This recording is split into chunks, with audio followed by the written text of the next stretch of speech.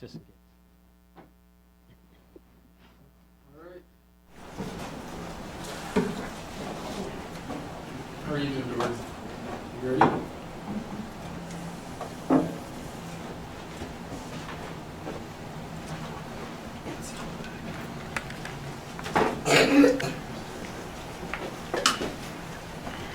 Is that the audience camera? So if I sit over here, I won't be in the audience.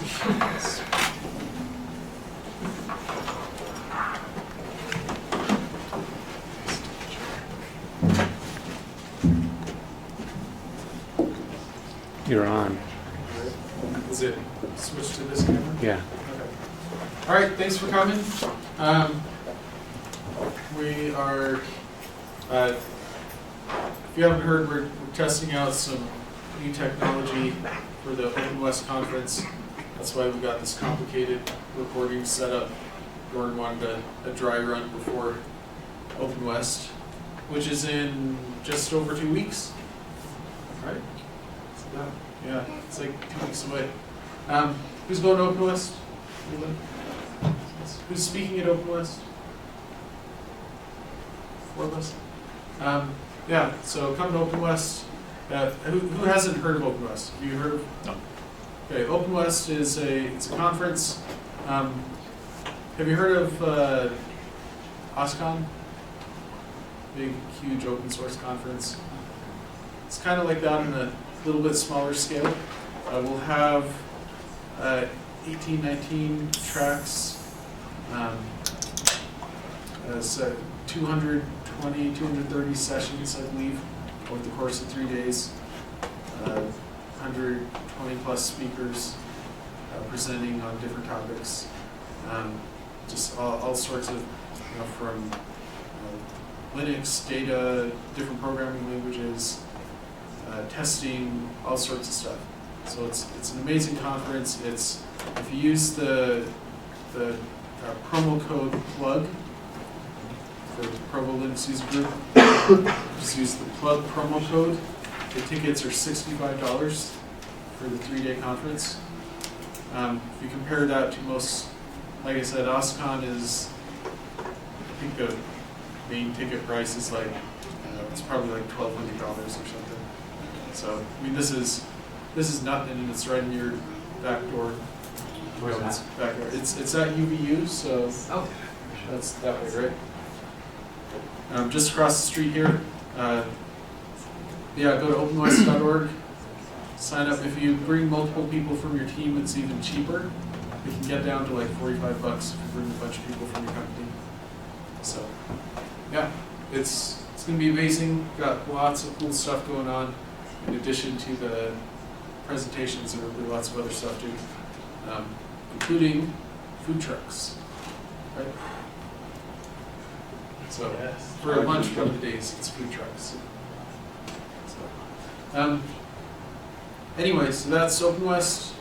Make sure, last year we did sell out of tickets a week before the conference. And so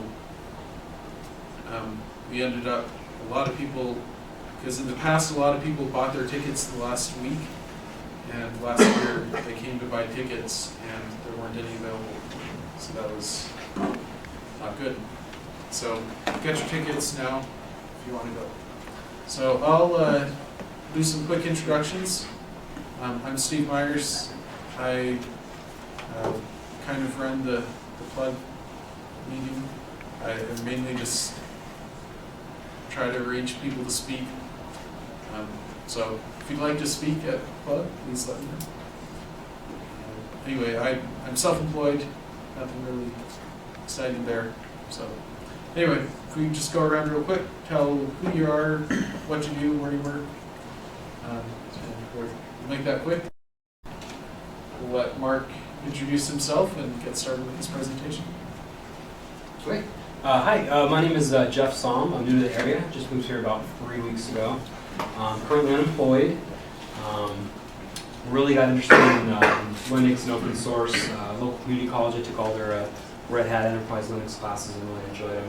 And starting to get into the Cisco world right now. So just starting to change careers into more IT. So that's it.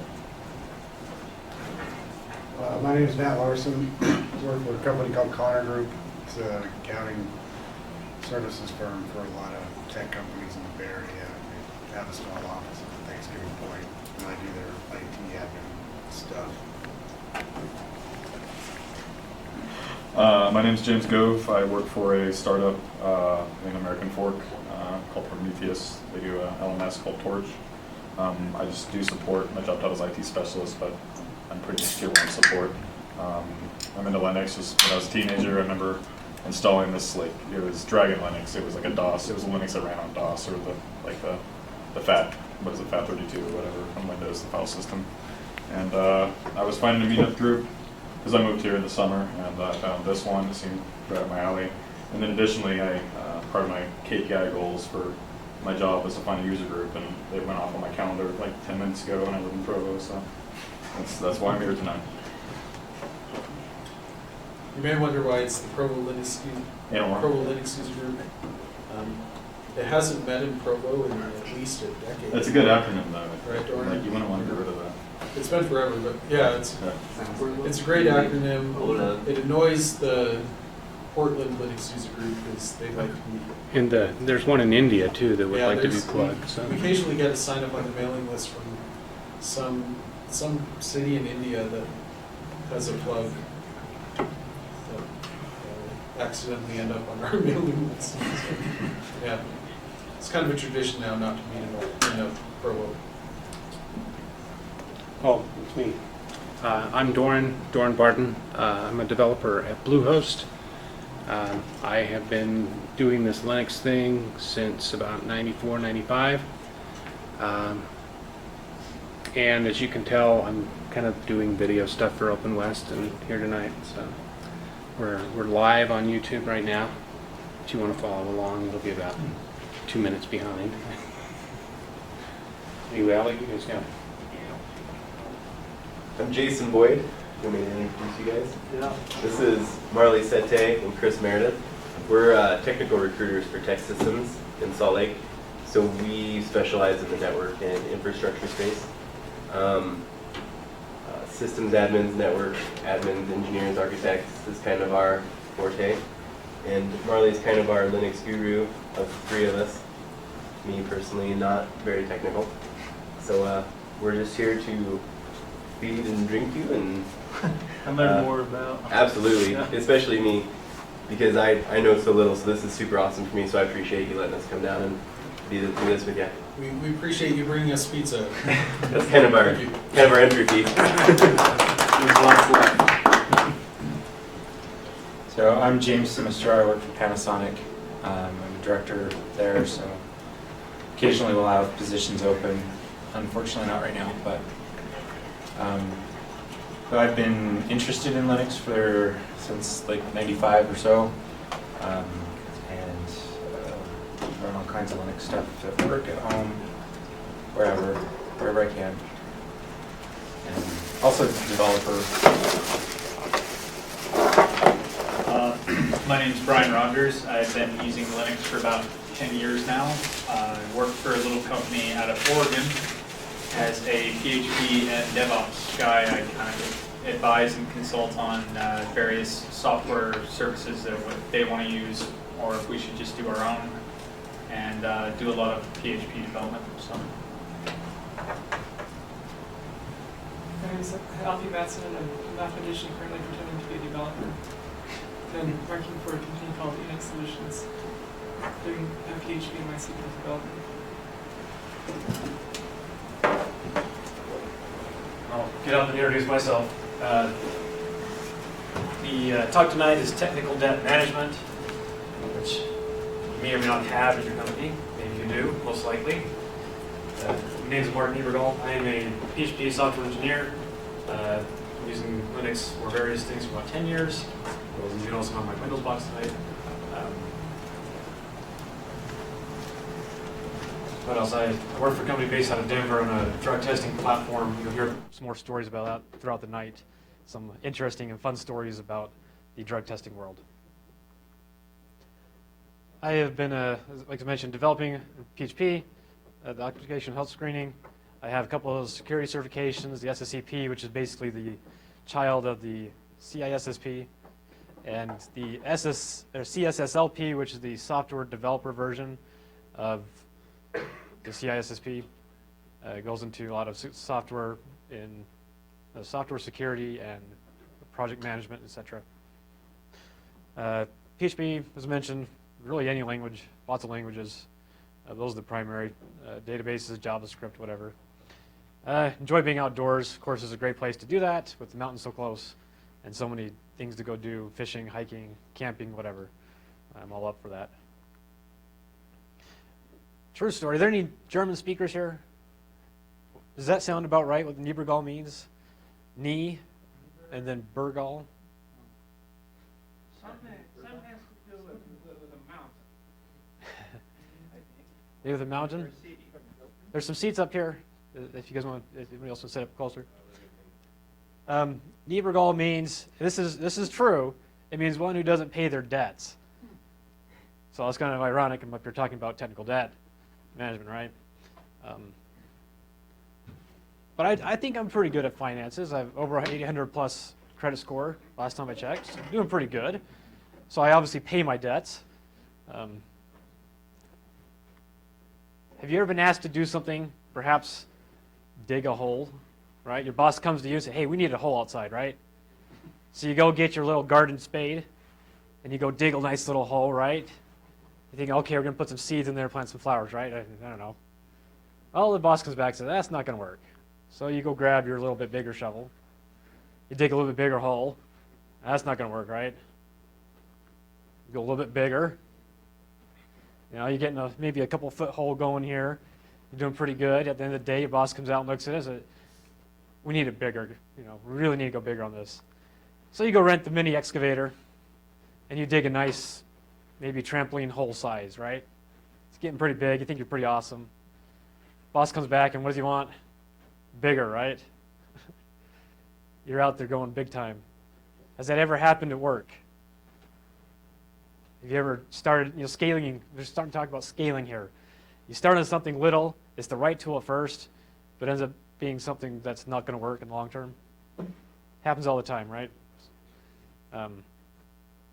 Leading into technical debt management, talking about how perhaps things that are there right now used to work, but maybe don't anymore.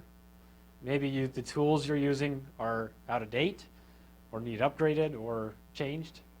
As projects advance and evolve, things change, right?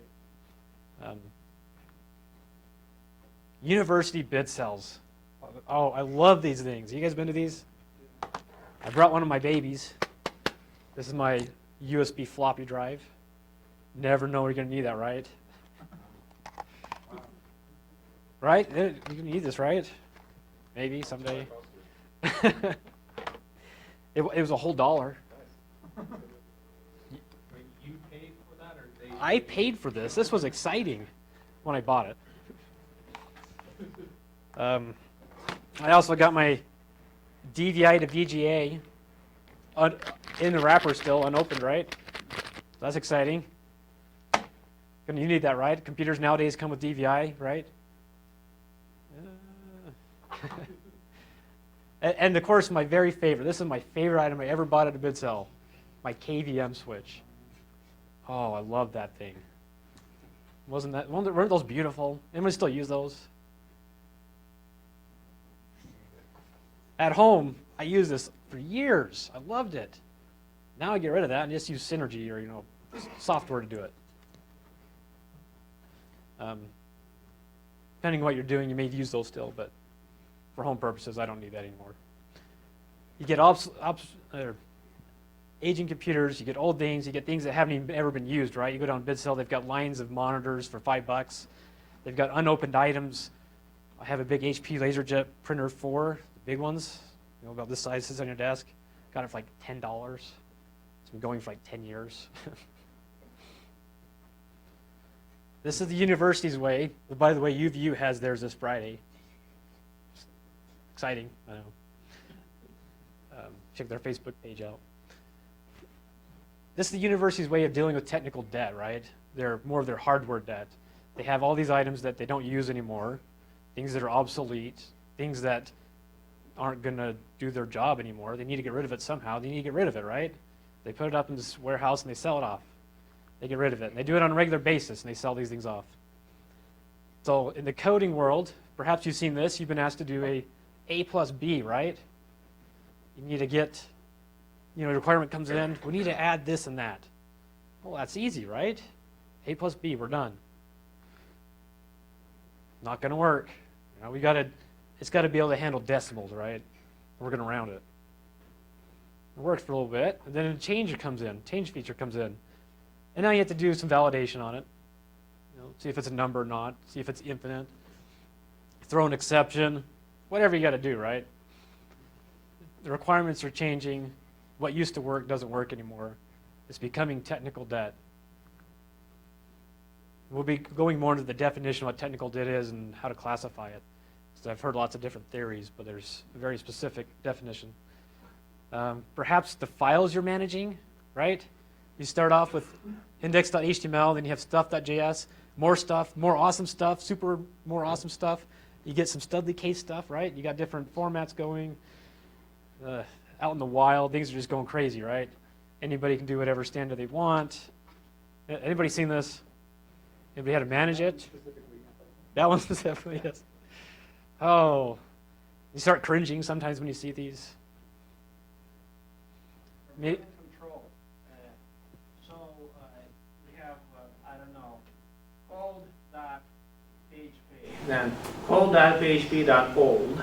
Yes. Style.php. Very old. Cold.php. Nasty. Yes. Yes, those are useful, aren't they? We got to keep those files there. We wouldn't want to throw that into distributed source control or anything, right? We have these different treasures that we like. Here's another example, database problem. You start with a table called person, right? Because that's supposed to be as generic as you can. You start getting the addresses in there. You get timestamps as a string. You ever come across that? Yeah, that's a pain. You start getting addresses, multiple addresses, denormalization in the database, because we wouldn't want to normalize that. That's too valid. That's too awesome. Maybe a table called Bing that holds anything and everything, right? And nobody knows how to work with it. Plus 50 extra column fills, don't forget that. And what does TS, SD, and OR stand for? Have you ever had to work with, what was that? Or is really bad. Yes. Because you're going to have conflict with the actual keyword. Or you have to use the backticks, make sure you're escaping, right? Technical debt starts piling up, right? Overtime is going to happen. It's inevitable. Perhaps you're working, this is a PHP example. Perhaps you're working on PHP, and the very first time you get anything to connect to a database, it's so exciting, isn't it? You finally got something to connect to the database, and exactly. You're all giddy, you got something working, but yeah, you just introduced a SQL injection where someone can go in there and get every single user from the table. Great.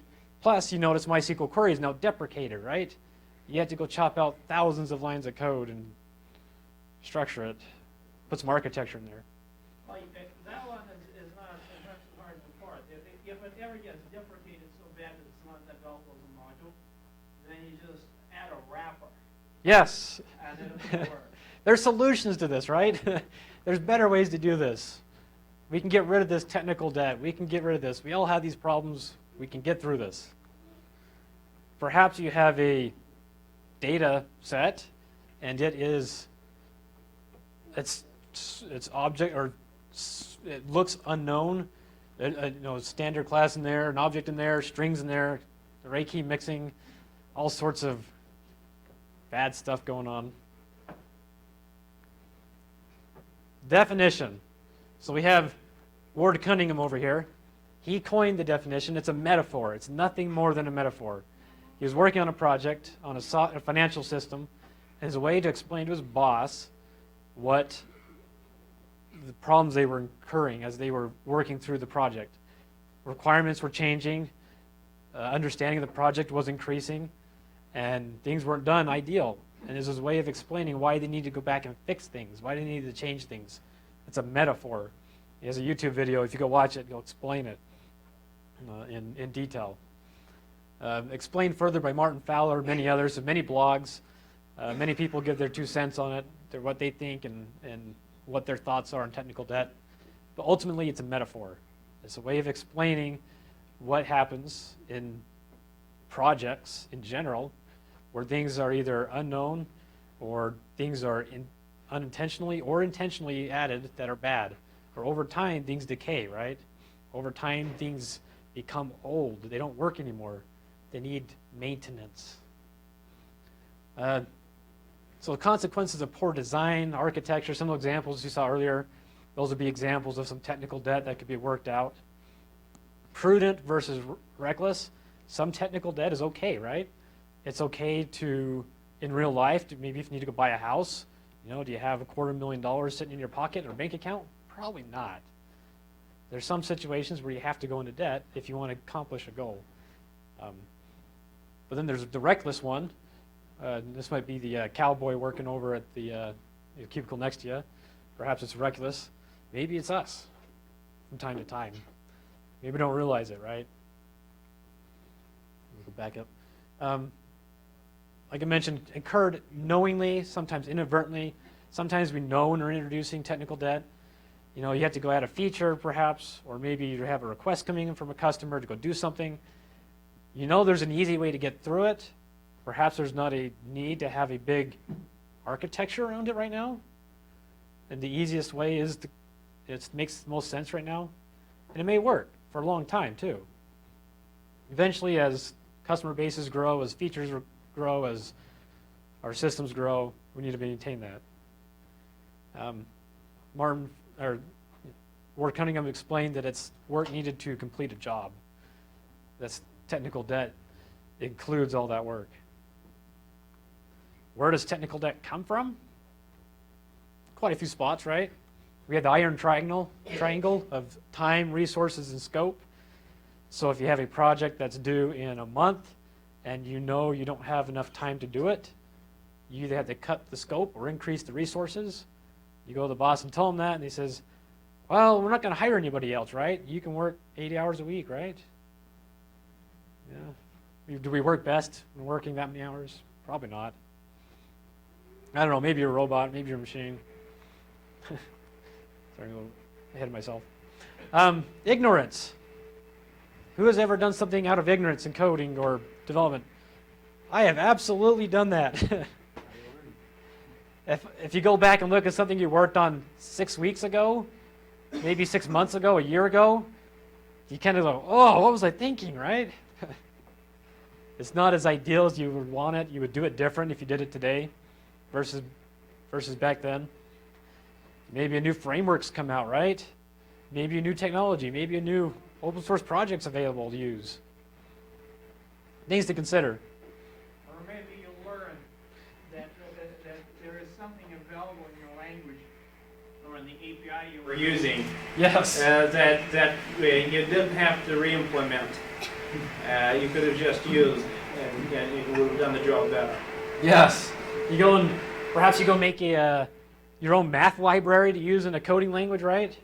Just to find out as soon as you go push it up that there's already one out there, it's already done. They have all your bugs fixed already. Yeah. These things happen.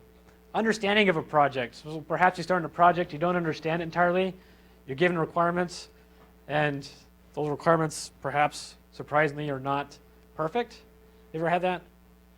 Requirements don't make sense, maybe. You go and it gets delivered to the customer, and it's not really what they wanted. They wanted something completely different. That happens. Unwillingness. Always never paint yourself into a corner. Yes. Always leave hooks or extra functionality. If you don't implement them right away. Yes. Another source, of course, is unwillingness or lack of motivation. Perhaps if you're working on it, like me, as a software engineer, perhaps there's a new feature coming in, and someone decides, oh, I don't want to do my unit testing on that. Or perhaps I don't want to do any defensive coding, right? I'm just going to throw it up. That causes problems over time. The impact of technical debt on your application or project, increased time to deliver new features, right? It takes time because you have to work through all these different unknowns, perhaps. Increased time to maintain the project, right? Someone comes in, they want to help out, you have to explain to them for the next month how things work. And really, they should be able to walk in with their knowledge and know what to do. That happens. It happens all the time, right? We have technical debt, we can work through these and make things better. Increased time to pay off those debts that we do have. It's kind of like a credit card, right? If you don't pay it off, the interest might stay the same, but your principal versus your interest that you're paying, you've got to pay more, right? If you wait to pay it off, you're going to have to pay more later on. The longer you wait, the worse it's going to get. You can't just brush it underneath the rug. You got to fix it. Increased code complexity or project complexity. Things become difficult to understand. It's hard to realize what's happening underneath the hood, so to say. So one example of that would be if you didn't bother to implement some kind of a test suite with your project, now you have a huge code base, and then you know you need to change some things, but you're not sure if you broke something when you change it. Yes. Perhaps a new version of your language came out, right? Or not even that. Or not Let's even just that. let's just say you're fixing, you see that something is not done right, and it needs to be changed, but you change it, and in the process, you're not quite sure if you just broke something for the customer or not. Yes. That happens, right? Oh If you yeah, don't have the, I was dealing with it today. So. if you don't have the test in place, you can't say for sure if you didn't break something else, right? It's possible. You make a change, something might break. You wiggle this cable over here, you change this piece of code right here, this is going to break over here. Hopefully that doesn't happen, but it might if you don't have the test to prove it. Software bloat. You ever go pull down a package or some code and it's ginormous for what it does? Way too large. Perhaps they went through the, let's say you've got an application or something you're maintaining and it has images, right, that are hosted on the server. Rather than maybe referencing those, you actually throw them in your source code maybe? I don't know. Software can get very bloated. I've been developing for 10 years. It happens. It's there. Stuff can become ginormous faster than you anticipate. Magic. This is my personal favorite. You ever seen the magic in the application? How does this work, right? It's magic. Don't touch it, right? We've all heard that. These are issues, these are areas of our projects or our applications that we can look at to fix. These are all considered areas of technical debt. Consider, as I mentioned earlier, your personal finances. Consider how that applies to technical debt. Think of your personal credit score, see how over time it changes based on if you pay debts or not. Do you have a balanced budget? How do you feel when you have a balanced budget? It feels good, doesn't it? When your more money's coming in than going out, but then you hit a bump in the road, hospital trip or something, right? And now more money's going out. It's like, oh, things like that happen. You got to be prepared and plan for it. Expenditures, savings, education and training. These, I would say, they're kind of the caveats. Usually these are good things to go in debt for or to pay for. You need an education. You got to learn. You got to be able to provide for yourself. If you have a family, you got to be able to make a living. And sometimes you have to go into debt, which would be the prudent debt. It'd be a way of planning what you're going to do. So some positive impacts of debt, right? As I mentioned, this would be personal debt, financial debt, perhaps education, housing, you accomplish goals, businesses. Most businesses have to go into debt, right? Unless it's a grassroots effort, and then it's a burden often. Negative impacts on debt. Have you ever had a loss of freedom from from technical debt? Have you seen that happen before? Things become so complicated, something that should be so easy to solve, right? Takes hours and hours of time, Oh, you're lucky if it's ours. days even, weeks. Yes, we all hate that, right? It drives us nuts. This little thing that should just work doesn't because of technical debt, something that wasn't documented, something that wasn't understood when it was worked on. Dealing with that right now with work. We're upgrading a reporting engine and just running into these server issues like crazy. Loss of freedom. It makes things harder to work on things that you want to be able to work on, right? You want to be able to do something else, but you can't because you have to resolve these technical debt issues. The feeling of hopelessness. We're never going to finish this, right? After 12 hours at the office, everybody's getting mad at each other. 15 hours rolls by. You're feeling like, oh, we're never going to get this fixed.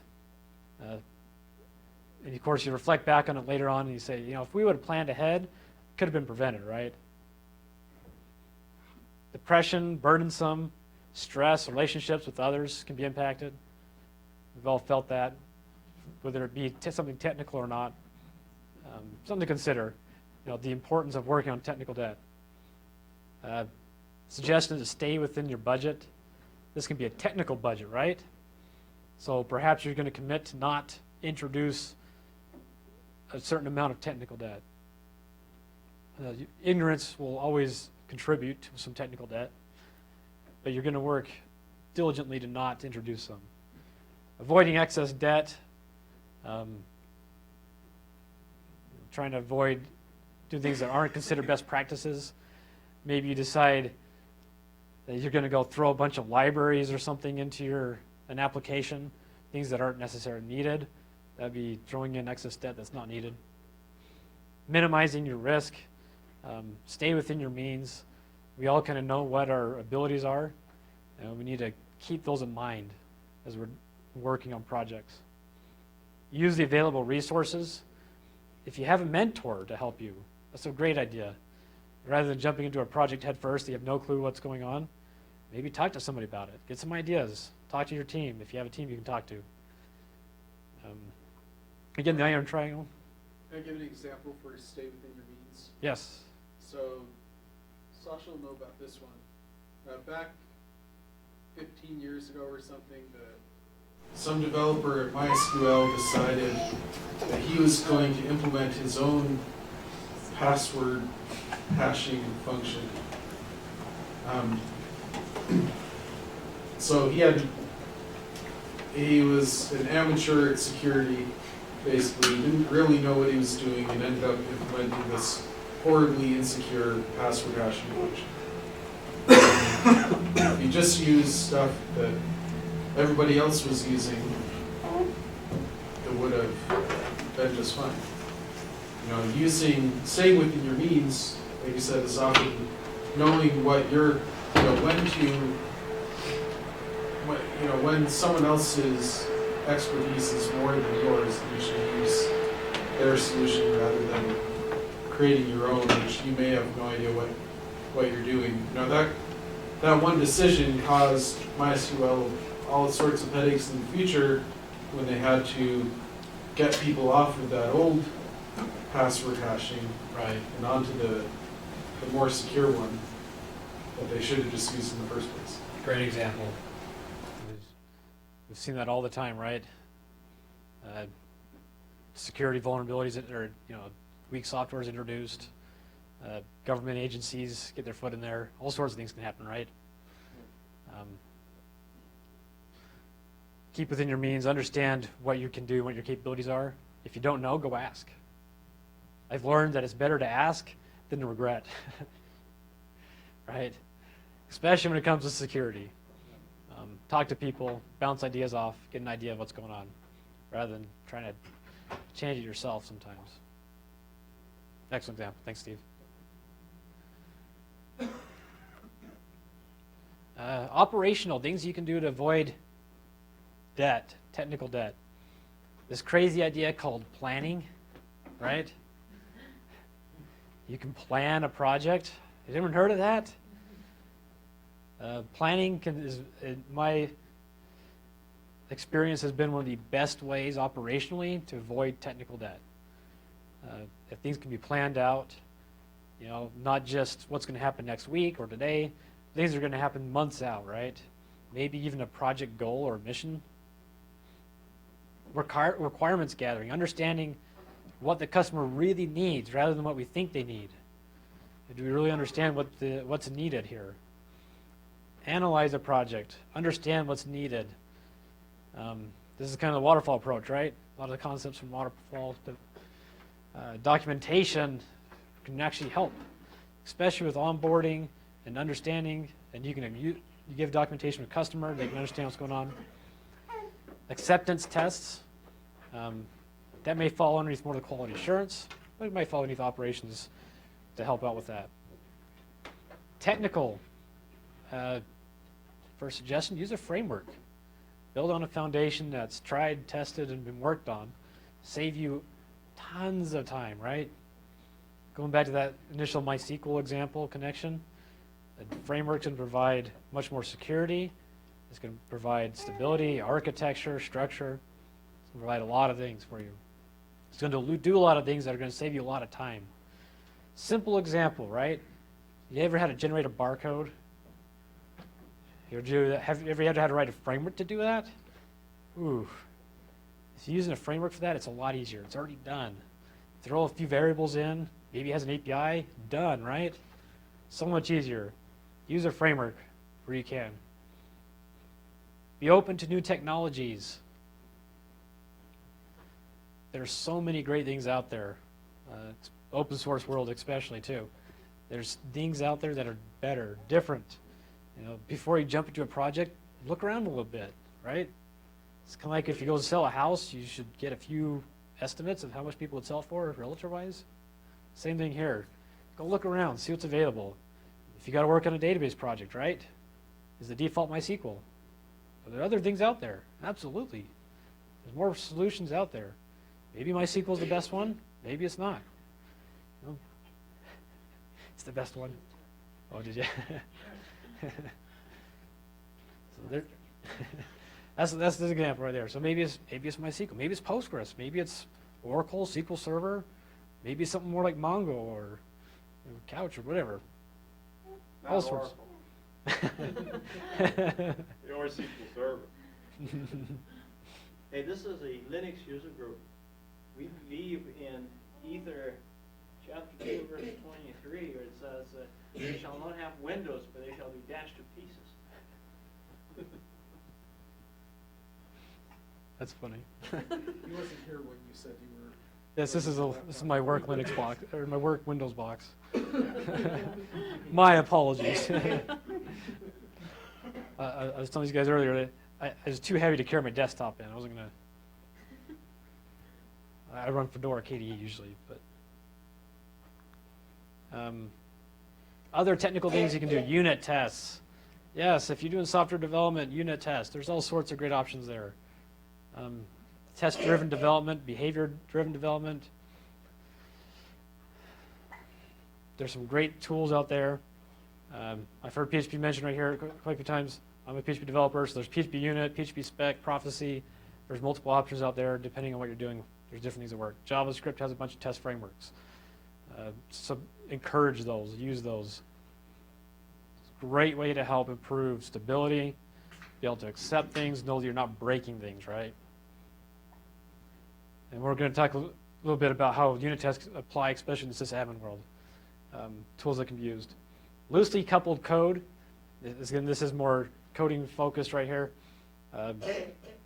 Developing code in modules, making it modular, making it so it can be reused, right? If you think about a project, open source project, it does one thing, right? Usually it doesn't do all these sorts of different things. It's not going to send a fax, an email, or call, right? Usually it's going to do one of those. Make your code loosely coupled, make it modular, reusability. So one example out of real code base.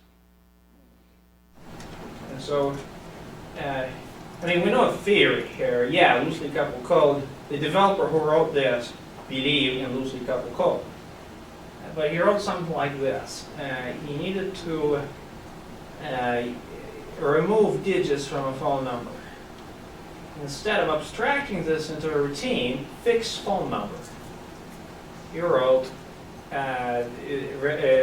equal to regular expression replace. Plug replace, yeah. So it wasn't in Node, but so it was just dot replace. I believe was the syntax. Anyway, there was a replace with a regular expression passed to it.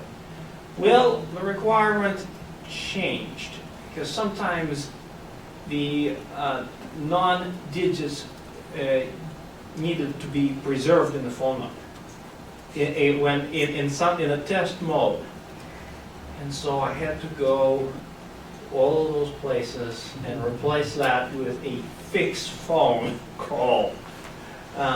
And so this is, I would add this to that loosely coupled code. Have an intuition for when the requirement might change, and if you think there's any chance in the world, wrap it, put it in a function. Whatever you're doing, abstract it into a function. Great example. Yes, abstract your code. Build some architecture to it. Code reusability, right? If you have to copy and paste a chunk of code, consider what you're doing and think if it's the best solution or not.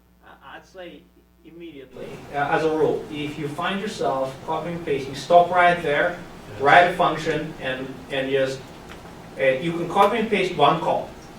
That's all. Yes. One call, that's all. It's like that. Yes. Code reusability is great. If you, like I said, if you're finding yourself copy and pasting, there's a problem.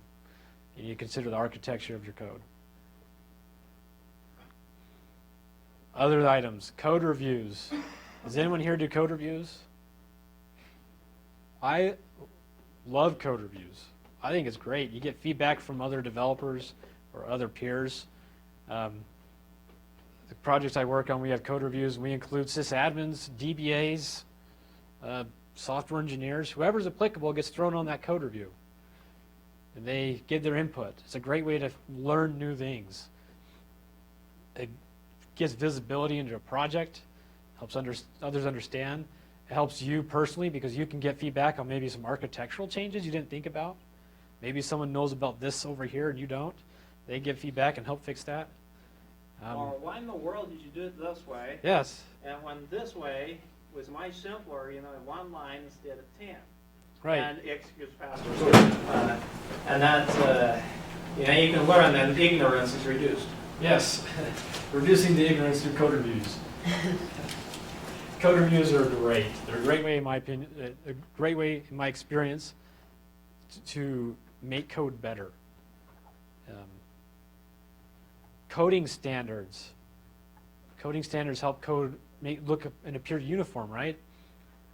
There's various coding standards out there. Each language has their own coding standards.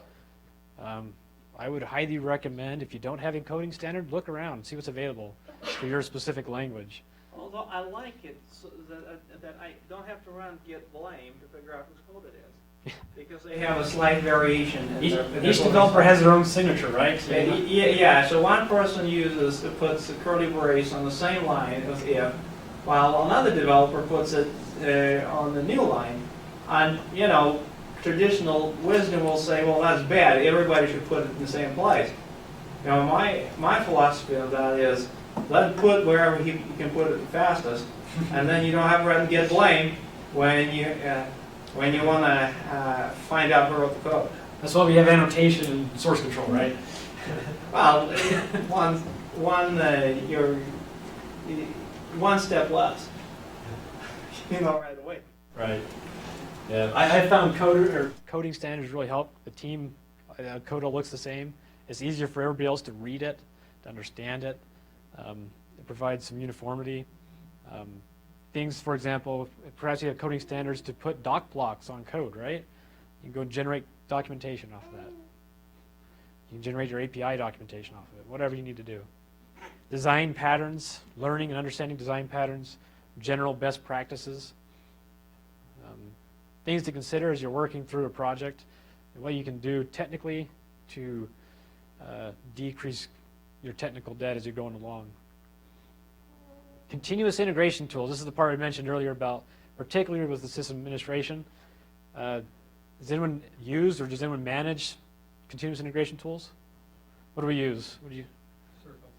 Circle CI. We're using QuickBuild. Any others? I use Jenkins. So we're talking about, just to clarify the terminology. I make a change, I want to know right away, I committed it, before it even goes anywhere, I want to know if it, or before it would even let me commit, yeah, I want to know if it's going to break something. Okay, so for example, you might have it kick off your unit tests. It might run coding standards on there. It might go and do some static code analysis, right? It might generate documentation. It can do all sorts of stuff. Whatever you want to plug in, it's very flexible. It can go and once it does all these things, it can go and deploy it. And whatever you need to do with it. Continuous integration tools are great. They can help with automating a lot of things that used to have to type and do every single time, right? These continuous integration tools are extremely helpful. They alleviate, they do these things automatically for you, right? They can go and build your code, they can go deploy your code, they can run, like I said, the unit tests, static code analysis, whatever you need to do, they can go and do these things for you. Multiple projects, you know, different things, different tools. Also configuration management tools. What tools is anybody here using? See some idea. I'll give a plug for Salt, since they're a local Salt. company here in Lehigh. And if you haven't tried it yet for managing multiple servers, man, it just makes it magic. It's really, really nice. Salt. We have Ansible, Puppet, right? Jeff, there's a bunch of them. Use one if you're not. They're wonderful. They're great. The example is, someone walks into the organization, let's say a new software developer, you can, using configuration management tools, you can get this developer up and running in no time, right? If they're familiar with it at least. Usually it's pretty simple, right? You go in there and throw up a VM, this goes and builds all the tools that they need, and pulls the box down, things fire up and do things automatically. You've got your development environment or whatever environment you need up and running very quickly. It's consistent. It's easy to manage. Very good tools. All of them are. They're all good. They have the pros and cons. I'd say Salt's one of the really good ones. I think it's great. So, something to consider with those ones. But if you're not using a configuration management tool, look into it. See if it's something useful. I have found it very useful. We have a dedicated DevOps just doing things with this to help with system administration, especially when it comes to the IT department. Static code analysis, as I mentioned earlier. This can include things such as style, size, design, naming, duplication, copy pasting, right? You can get your code coverage if you're running unit tests. Check all these kind of things. Get an idea of what perhaps your code looks like, right? Kind of get an idea of the code smell, they call it. Is this code pretty good? Is it, are we having pretty good coverage on testing here? How much technical debt is there in here? Remember, technical debt is technically a metaphor. You can't go and, these tools aren't designed specifically to tell you your technical debt.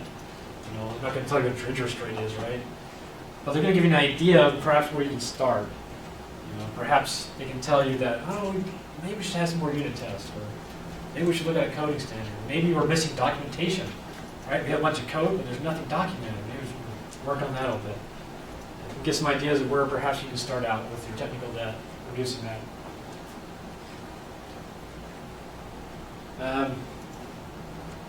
Paying off your debt. This is the part where it becomes difficult. So you have a pretty good understanding of what technical debt is, some sources of it, some tools to help kind of get an idea of what's going on in our applications or our projects, whatever we're doing.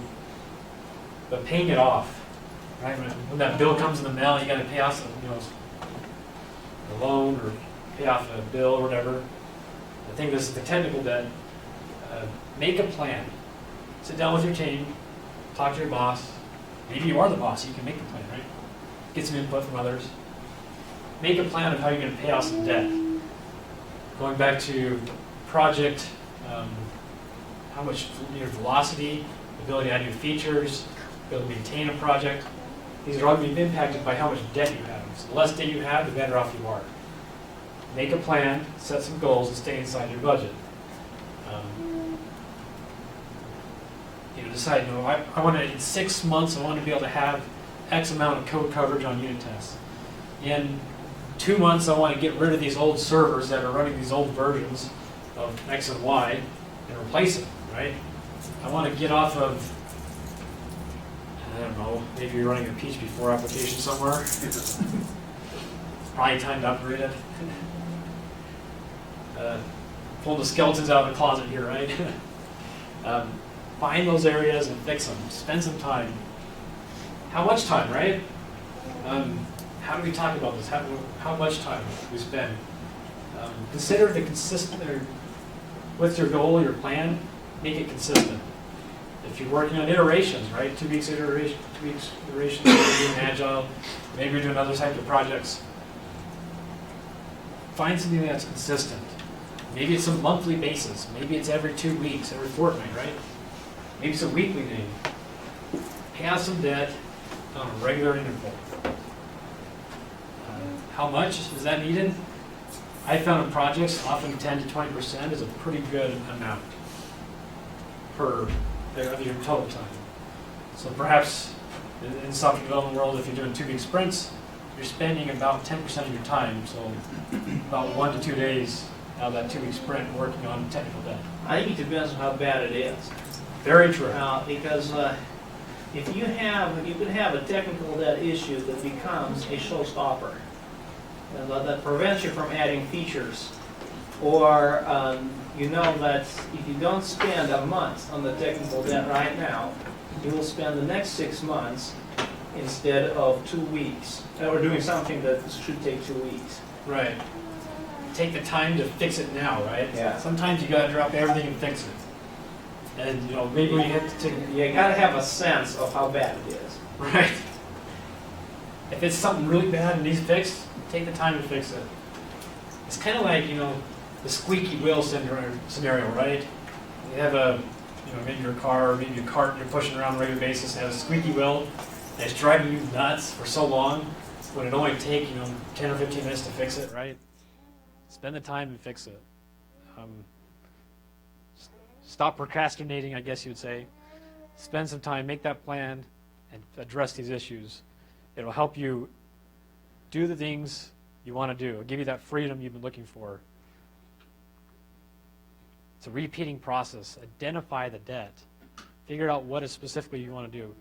We have a list of items that we all want to work on, technical debt-wise, and the team picks off items and works on those. Identify the issues that need to get addressed.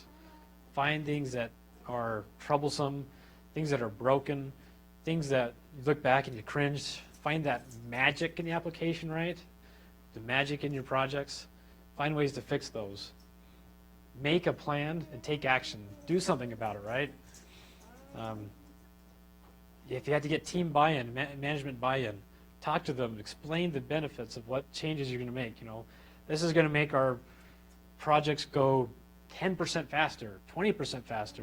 We're going to decrease the cost for hosting because we're going to get rid of 10 servers in a 2-month period, right? Explain these kind of benefits, put some money, tie some money to it to get some buy-in if you need to. That's always a good one to tie into.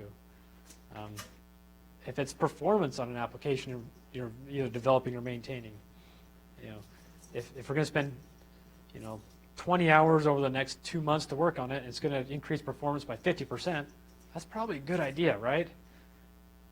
Balance, the load on the servers goes down, application goes faster, customers are happier, developers aren't as crunched for time because there's always problems going on. Sysadmins are getting bugged in the middle of the night because the server's crashing, right? We don't like these kind of things.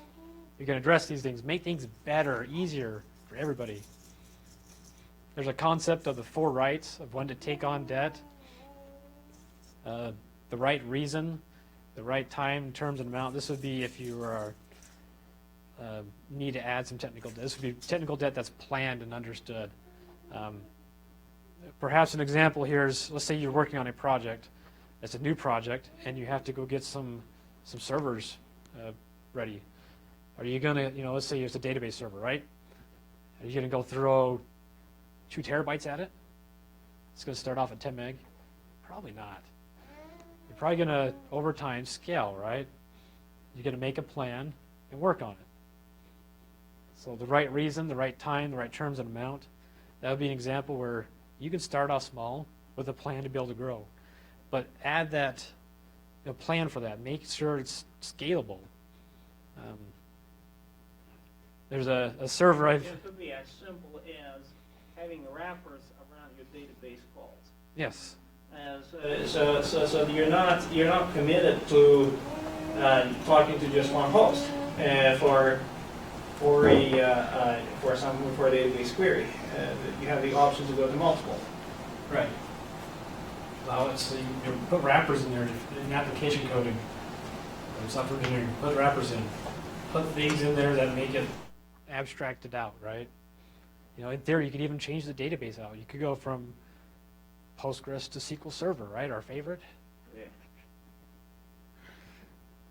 Or it could actually be one kind of, the other could be different.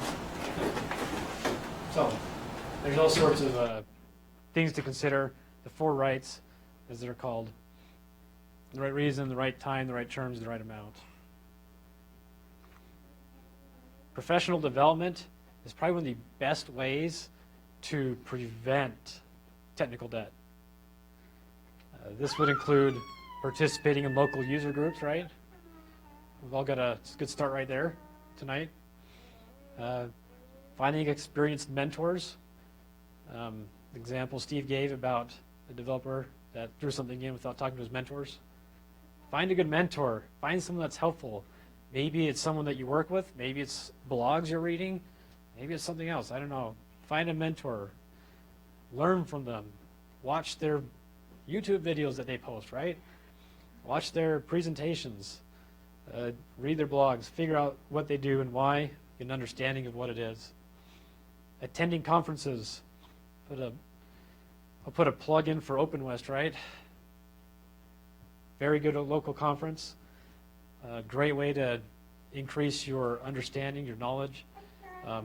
Learn some things, do some networking. Consider or learn about things you want to learn about, right? So I'll learn about this framework, or learn about this new technology, this project going on. Great way to increase your professional development. And read the manual. Read the manual. How many times have we read the manual after we had the problem, right? Well, it's good. It's good if you read it sometime before or after. I think if you have a habit of not reading the manual, or being too lazy to read the manual, then you miss some precious jewels of knowledge. Yes. And you learn. You also miss. You lose the ability to learn. And that is, I think, if you ask me what's the difference between a senior and junior developer, and I would say the difference between is that the senior knows how to read the manual. He gets more out of reading the manual. Right. Rather than diving into something to look up and how to use. If there's an API, look up how to use the API, see what calls are available. Knows what to look. Over time, you know what to look in the manual. For example, let's say I'm learning a new language, and I just came up with this problem. Let's say I need to do some kind of a string operation. I have an idea that I'm expecting either this or this or this API call that will do the job for me. And if not one, then maybe a combination of 2. And that's what I'm looking for in the manual as I'm reading it. As opposed to just seeing this huge page of stuff and having no clue what to do with it. Right. But that comes from experience reading the manual. And you can develop an intuition of what to expect from it. Knowing what to search. Oh, knowing the right keyword search. Yes. And these, we kind of take it for granted, but I've watched people with less experience try to answer the question. Yeah, I teach my kids how to program, and so this is a learning experience for them. They asked me, "Well, I got this error," and I said to them, "Learn how to read a file in Perl." And that is kind of a simple question. You think, okay, well, I just do Google search and I find it. Well, if you ask somebody intelligent but not yet experienced to go and learn how to read a file in Perl, that's a struggle for them. And as your level increases, your ability to gain knowledge from the right kind of internet search increases as well. And we want to increase ours in that regard. As we learn things, read things, understand things, things become better, right? Projects go easier. It's easier to fix this problem. As we get rid of this technical debt that we're introducing by ignorance, we're no longer introducing by ignorance, right? Because we've learned about it. We know what to do. It's going to be a better route. Read those blogs, learn about things. Those are the best ways to decrease technical debt. Introduction, right? It may already be there, but you're not going to be reducing a lot if you have a good understanding of what you're working on. Take the time to figure out what's best. When is it time to refactor? Do a complete redo of a project. Think about the sustainability of the current solution. How long is this going to last? How long is this going to be good for? Is it moving along fine? Can we put it in maintenance mode? Can we sunset something, right? It's great when we get rid of a project that's no longer used. Consider how large the effort is if you're going to have to go into a refactor or a redo of a project. Consider incremental refactoring. Can I replace this old nasty part that's giving me 90% of my headaches? Right. Can you replace this part? Yeah, without breaking. And again, we come back to the test suite. If your technical debt is that the old nasty project does not have any automated way to validate its correctness, that would be the easiest part to pay, easiest part of the debt to pay, because it's an external thing. You don't have to necessarily change the code very much, at least, to be able to validate. You just input, output, and check the output, see if it's good. Right. Unit tests will help you significantly. The refactor, incremental refactors, there's going to be an overhaul completely. Consider these things. Consider long-term benefits. If you have to go change all these things, what's the long-term benefit? Is it worth the effort? Maybe it is, maybe it's not, depending on what the project is, how much time is going to be involved, what kind of effort is going to be involved. Maybe your understanding of the project is significantly better now that you've gone through it, and you can do it much better, much faster. Might be time. Depends on the maintainability of the existing solution and how long it needs to be running or available. Always explore available technologies before jumping into something like a refactor. Consider, give input. Whether you're the sysadmin, you have ideas what can be given. If you're the developer, go research the libraries, frameworks that are available. All sorts of things you can do to get better ideas. Maybe the DBAs give input on database stuff they want to see early on.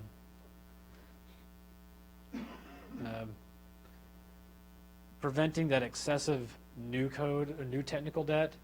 If a project's going to go start, maybe it's not throwing the newest developers at it by themselves. Make sure they have a mentor to work with them. Split the team evenly, perhaps. If that's the solution that's been taken, or do it incrementally. Have everybody work X% on it. Make sure we're not introducing technical debt off the bat. We're going to get ourselves the same problem a few years down the road, and have to do a whole another refactor or rewrite or redo of a project. Kind of to recap, reminder that technical debt is a metaphor. It's nothing more than that. We can define it, we can identify it, we can address those issues, we can make goals and make plans to address it, to fix it.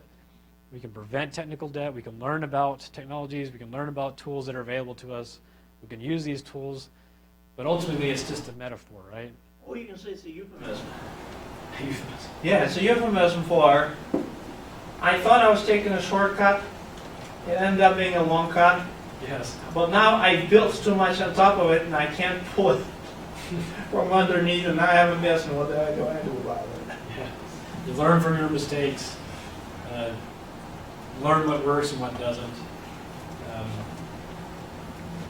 The biggest thing I think is just keep learning and using those mentors that are available to you. Learning the blogs, just put yourself out there and try to figure things out, right? As you work through these kind of things, as you spend time educating yourself, it can really help with decreasing the technical debt that you can introduce, make the projects easier to maintain, make it faster to deliver new products or features to customers.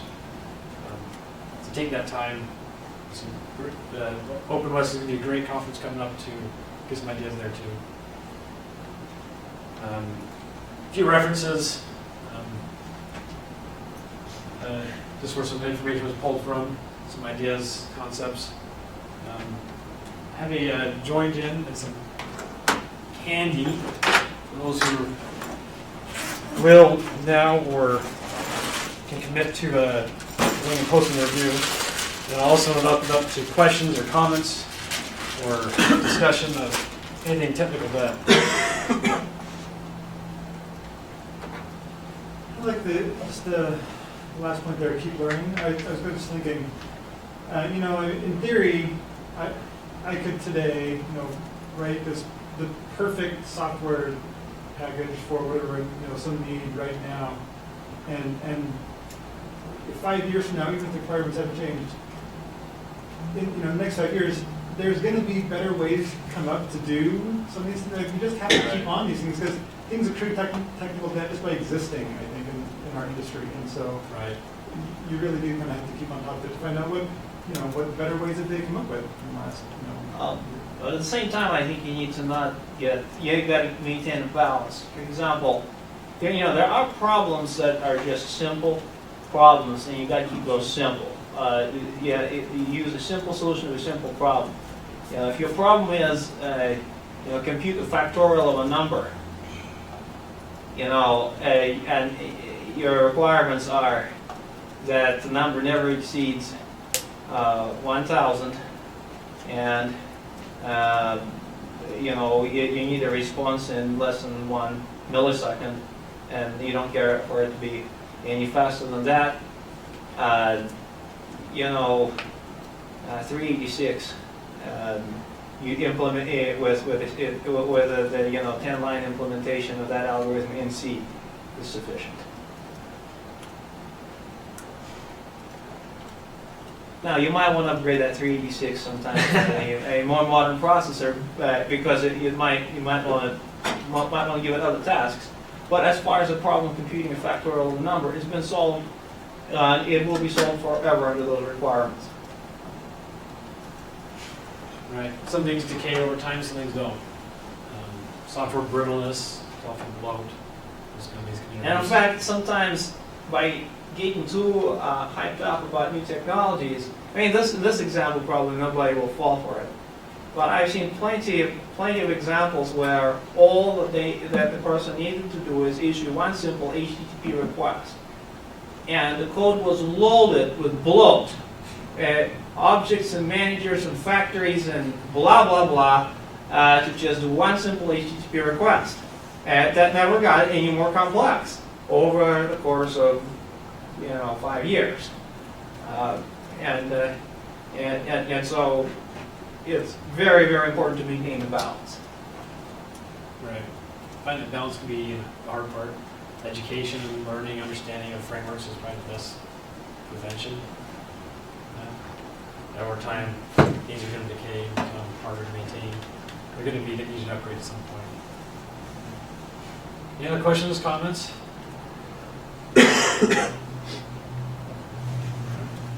Thanks. Again, there's treats up here. Feel free to grab one. That's it.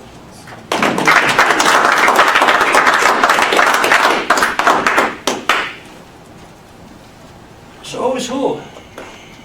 Let's see, not We all recognized. introduced ourselves at the beginning. Yeah, I was late.